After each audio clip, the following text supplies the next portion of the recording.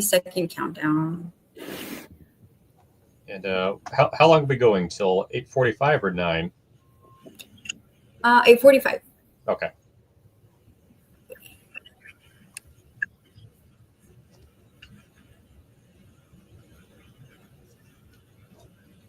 Get rid of that little logo.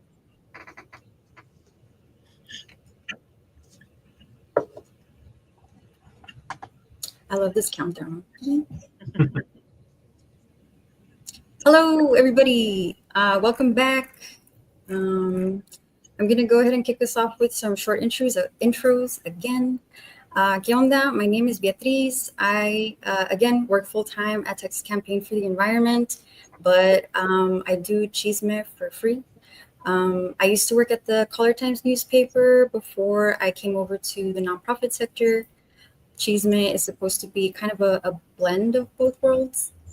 I want to go ahead and introduce Matt Tedrow, our co-host today, as well as our guest, Dr. Isabel Araiza. Do y'all mind giving some short intros? Sure.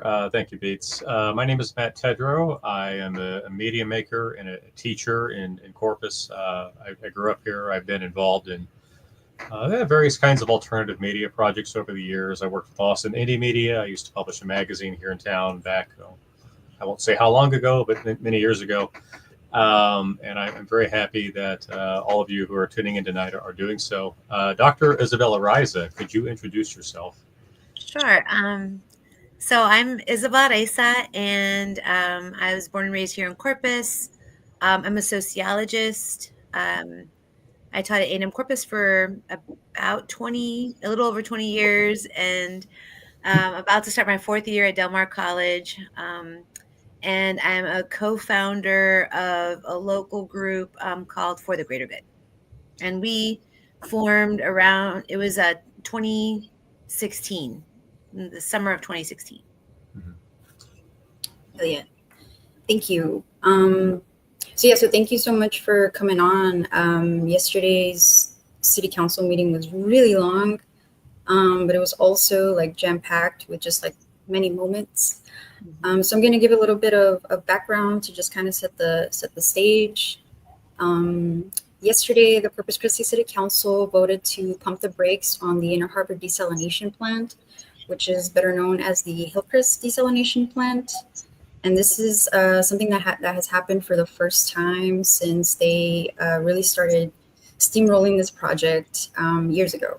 Mm-hmm. So the cost of the Inner Harbor has gone from $200 million to $700 million to now $1.2 billion. And the council is shook. Yesterday, we learned four city council members teamed up to investigate the consequences of repurposing some state loans that the city got to pay for the Inner Harbor, which they actually use our utility payments. They kind of put them up as collateral to qualify for these loans. Mm-hmm.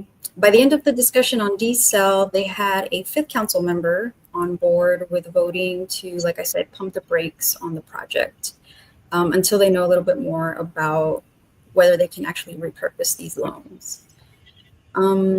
With this vote, these five council members denied a $50 million payout that will stall the project for at least 30 days. And then the item is set to be back on the agenda on August 26th. Mm-hmm. So like I said, this is the first time council members have done something like this. It's the first time they've joined together, a little bit of a kumbaya moment. 55 people showed up for public comment. That's about 3 hours worth of public comment. More sent in written comments and gave theirs virtually.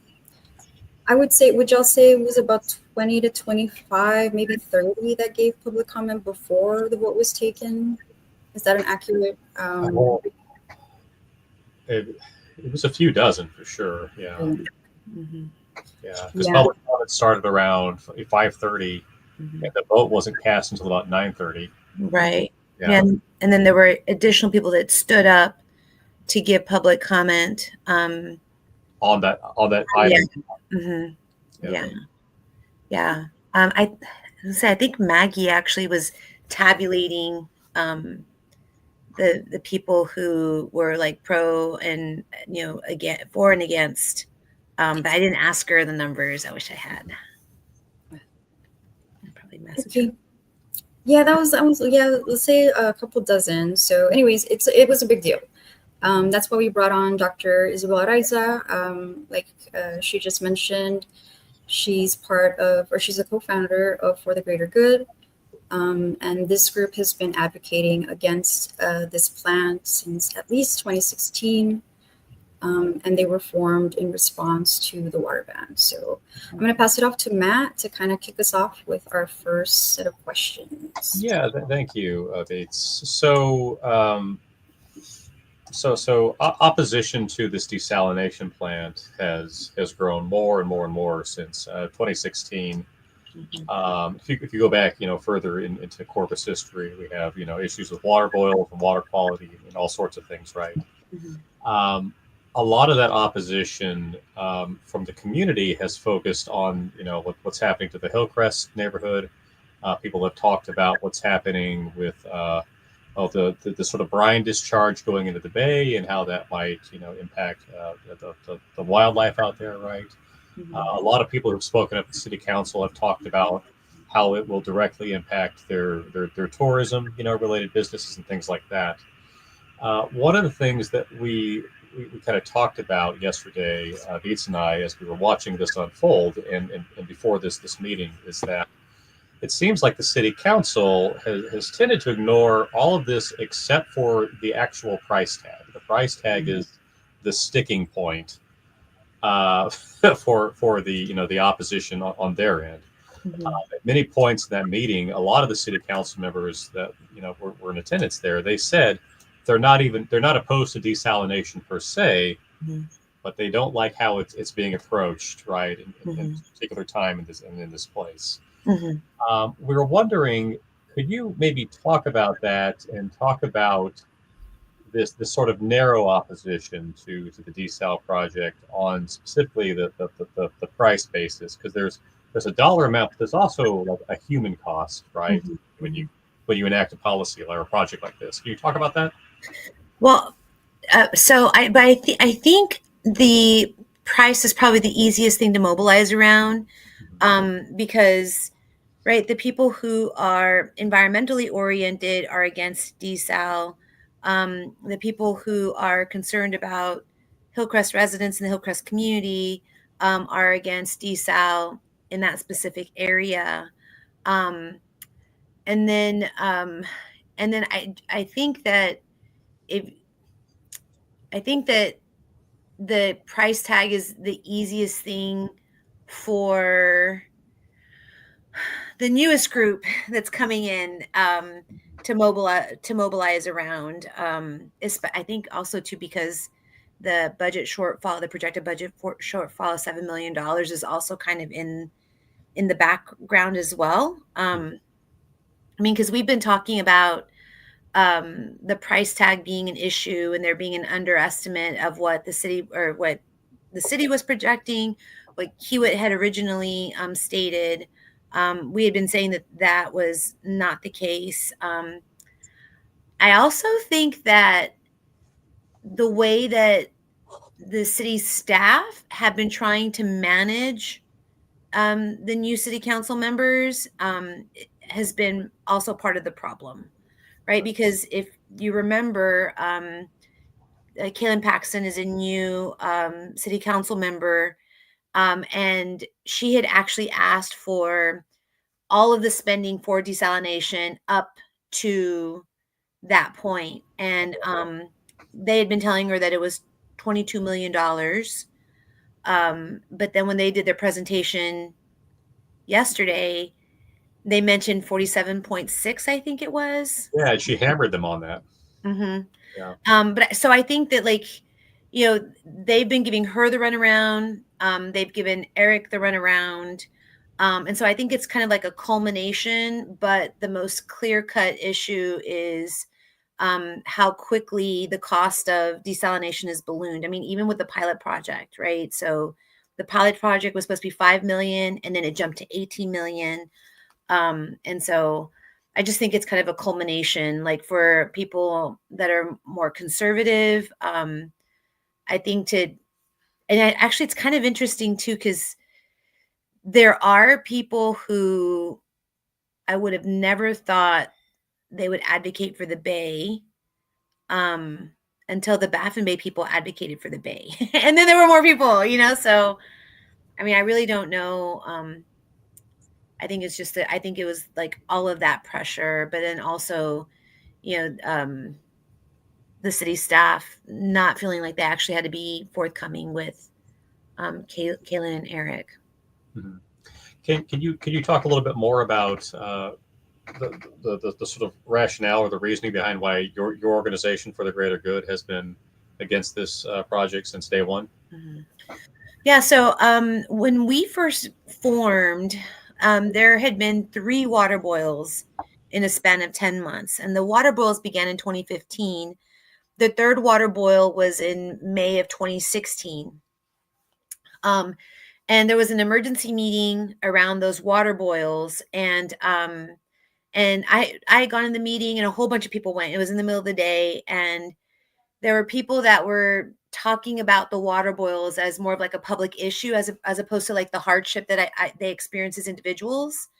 And so those individuals came together and met and started meeting. We just kind of committed to learning as much as we could about our water.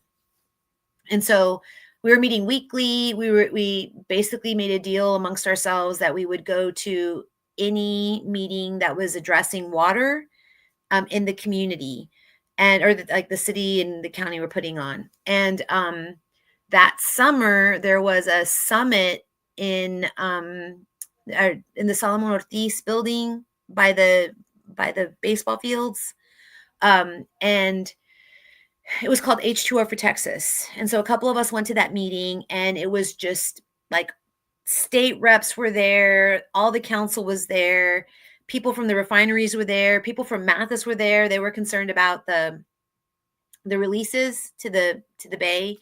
So there was like a whole mixture, and the Texas Water Development Board was giving a presentation about the water. Um, and as they were giving the presentation about the water, I noticed that the room basically cleared of all the politicians. Like they all went away. And the water board was talking to the people and showing data behind them. And the words coming out of their mouth didn't align with the data that they were projecting on the screen. And so it was just kind of like, this is just weird.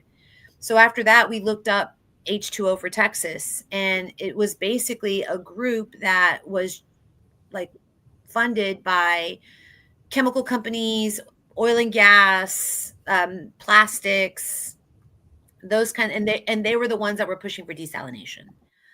So it was very clear to us that they were pushing desal for industry, not for the people, because the population projections for our region were flat, and they had a big graph up, and it was just a flat line. And so we just try to learn as much as we could. And we wound up like meeting some other people from Portland that had been organizing. Portland Citizens United at that time was the group. And they were talking about the industrial expansion that was happening in Portland. And so originally our concern was about being able to provide water for our residents whenever there was like a failure of the water infrastructure. And that's really when, like, during those meetings, we came to realize that desalination was really like the choke point for industrial expansion. Like basically they were seeing the Bay, and like that's an endless supply of water, and they could just have more and more industry here. And then there was like a permit for Gulf Coast Growth Ventures, and they had their permit in hearing in Austin, and then they had a minor one here. And so we just really were just trying to learn as much as we could really early on, and then trying to spread the word. And one of the things that really I was like kind of reflecting on was that we started voicing concerns, and they were really dismissive of us, and for a really long time. And when the opposition was growing, because whenever you talk to anybody and you showed them the data, and we even made like a little pamphlet about like why it was bad. and we focused on like the cost, ecotourism, and then the environmental impacts, and then the health, right? The implications in terms of industrial expansion and what that means for the community. It was a no-brainer for people. And rather than engage with the people, they made it more difficult for us to speak with them. They were just, they didn't want to listen to the community. They just wanted to go through the processes, and so in 2020, we decided to, actually, I think it was earlier than that, but we were trying to get buy-in from more orgs to collaborate with us. We launched a charter amendment petition. We wanted to get a charter amendment to the city charter that basically said the city could not pursue desalination. We wanted to change the charter. We wanted people to vote on it. So we were going to put it up, but we figured that would be a way of forcing the city to actually have a real earnest conversation about desalination, who it was for, what the costs were going to be, right? Social, economic, but when we finally launched the petition, we did it for a week and we got over 300 signatures. So we're like, oh man, this is in the bag. So we needed, I think, about a little over 9,000 signatures. And we were like, let's get 12,000. It was just super easy. And then COVID happened and shut everything down. And so there were no public events. There was nothing where we could collect signatures. So we had to come up with a new way. All that to say, we collected over 4,000 signatures from registered voters, took them to city council. Again, like, rather than engage with the public, they were making it more difficult and putting up barriers and working on the propaganda. And that was 2020. So we've been fighting for a really long time. Yeah. So thank you for that. Coming to the present moment, looking at what happened yesterday, I didn't know what to expect in terms of what the vote would be on that that item in the agenda. But do you consider that a win yesterday? That yes. Okay. Can you talk about why that's a win and Sure. What maybe happens next in your view? So a couple of weeks before that, the council actually voted to bring back the cost, and I forgot what the amount was, but basically they took the power away from Peter's people to be able to just write checks. Peter Zanoni, the city manager. Yes, sir. Yeah. And that to me was actually the big win, because then before they actually wrote the checks, they had to bring it out to the public. And so that's where the power dynamic, I think, actually shifted. And I remember Paulette was really mad. She almost violated the Open Meetings Act. She gavelled and she was like, let's go back into the room. And, you can't go and talk about things in private that are actually on the public agenda. And nobody got up. And then the screen had gone to executive or to intermission, So I was like, oh my gosh, this is it. This is it, because the money is so huge, right? The sums are so gigantic. And we get so little as residents for ourselves, that the juxtaposition of being willing to give industry that, or the Kiewit that much, and us to have so little, that is just too stark of a contrast. Yeah. And it was fantastic, because the other thing that happened that I thought was fantastic was when they wanted to table it, Everett Roy had done a motion about let's not decide to table it yet. Because they were like, we're not going to be able to pay anybody anything. No one's going to get paid. And he was like, well, let's try it. How much are we going to need for, was it like a week? Yeah. And they were like 10 million. Yeah. just an outrageous number. Yeah. And I don't know if they had planned that, because Eric was like, that's like $400,000 a day, and I was like, yeah, I was like, this was glorious, glorious. So it was a huge win, right? I mean, that interruption, we've got 30 days basically where we can continue to apply the pressure, where we can speak to more people. We actually can take recordings. I just had downloaded Carolyn Vaughn saying that we're going to be paying the highest water rates in the world. I was like, Yeah. so juicy, right? I mean, because yes, you're right, and so there's like so much that we can clip. And I mean, the science doesn't matter to them.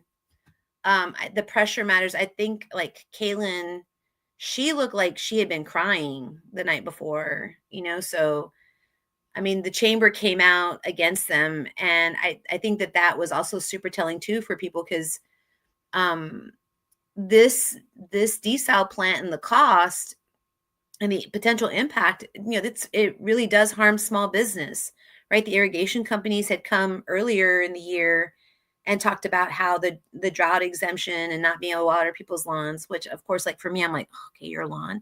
But at this point, I'm like, whatever gets you to pay attention, right? I have to like remember that. But those small businesses, the pool guys, like they're struggling, and Gulf Coast Grow Ranchers doesn't care, Valero doesn't care. They want that water. So it's a big, we have 30 days to increase the like advocacy for making good decisions. I think people, somebody had told them it's okay to say no. It's okay to, somebody said that in the last council meeting. And I thought that was really powerful, giving them that permission. I don't even know. Did I answer your question? Yeah. Okay. For sure. Yeah, so I'll take the next question. So it seems like the city council is finally, I mean, some members are finally waking up to the fact that the Inner Harbor isn't going to save us from the drought. We're expected to run out of fresh water in early 2027, and this plant wouldn't come online until 2028. So of the alternatives to desal being explored by the city, do you have like a favorite? Are you citing towards anything? No. Yeah, I really don't. Like, there's the drilling of the wells scares me. I feel like, again, like when we're making decisions in crisis, but that's typically how choices, I mean, things get done in our society. That's not, it's like whenever you center industries interest, right? Those are always short-term decisions that prioritize profit. And I think like one of the things for me in terms of government is that we have that power to extend the time horizon that we're looking out into. And so I worry that the way that they're like panic searching for water is actually incredibly problematic, and there are going to be unintended consequences of the things that they're doing in our, that we don't understand, and that people on the dais don't have the expertise to ask questions, and they don't have the humility to seek out experts that don't already have an agenda that's rooted in profit. So for me, the main, like the most frustrating thing is that they are not actually turning to the culprits that have put us in this manufactured crisis, right? And it's industry. We need to, the solution to our water issue needs to start with constraining those high volume water users. Typically when we talk about the water that they use, we talk about the processed water, the potable water, but there's also raw water. And I don't have a clear grasp of how much water they're actually taking.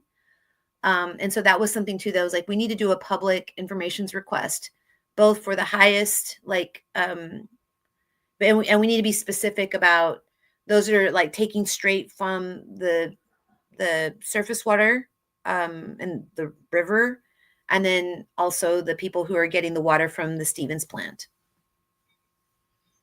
Or not Yeah. people, but organizations, you know. So I think, and then that'll help us get a better picture of how much water. Because back in 2021, Barrera and Steve Ramos, the water resource manager, they had a conversation during a city council meeting. They said once Gulf Coast Growth Ventures and Steel Dynamics were online, completely online, they would be using 80% of our water.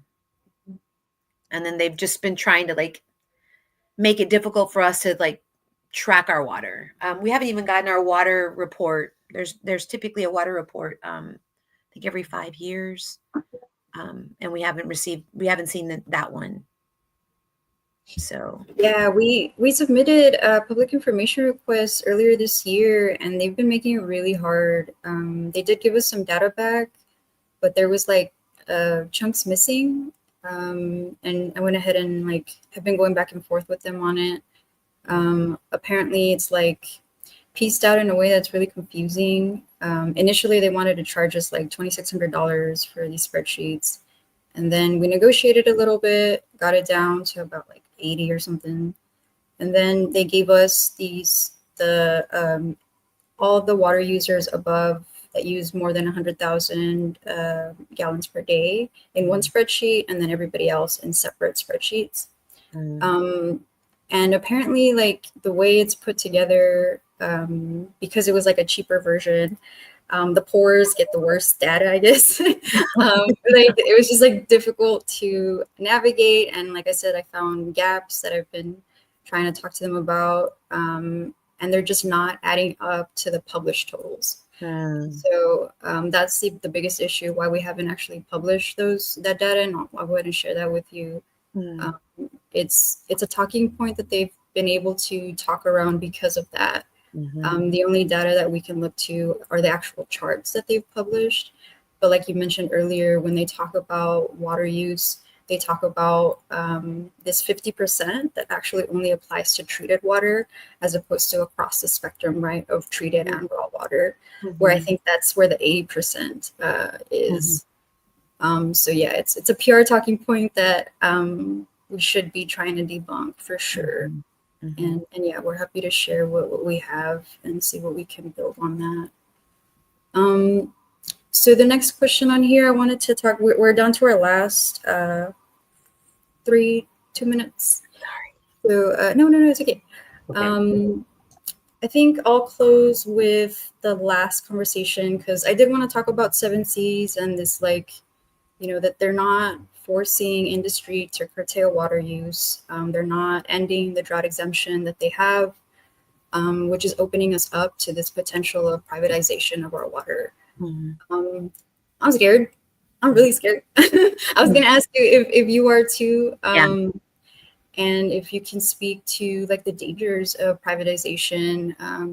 Maybe that could be, maybe just like a short answer so we can make sure we have enough time to close up. But I did want to hear you out on that.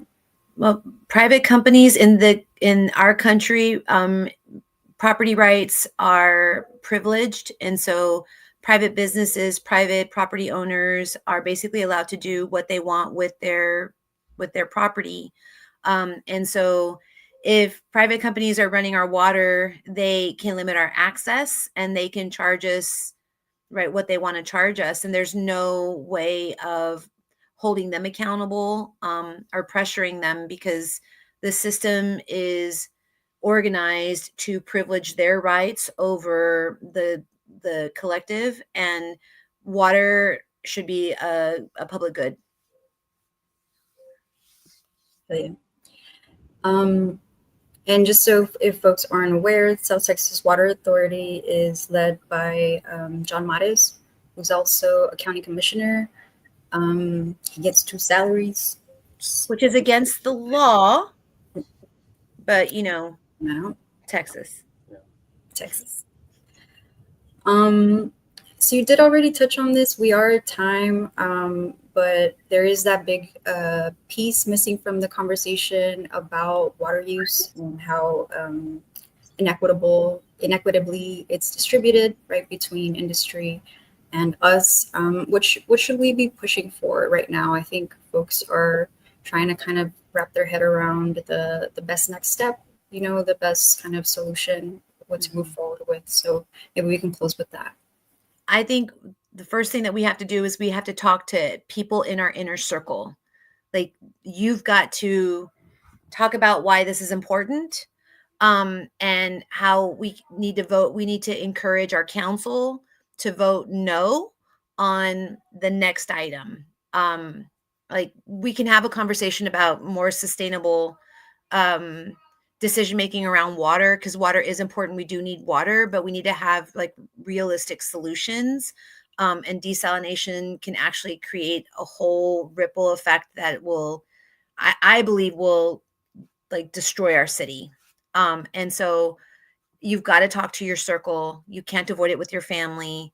And you can reach out to council, but really like helping us raise the awareness, and I guess getting like connected with people, with different groups, like For the Greater Good. We're on Instagram and that as well, but on Facebook we're better about that. But Texas Campaign for the Environment, Chisme, Texas, the DSA, right? There's other groups too, but I can't think of them right now. Yeah.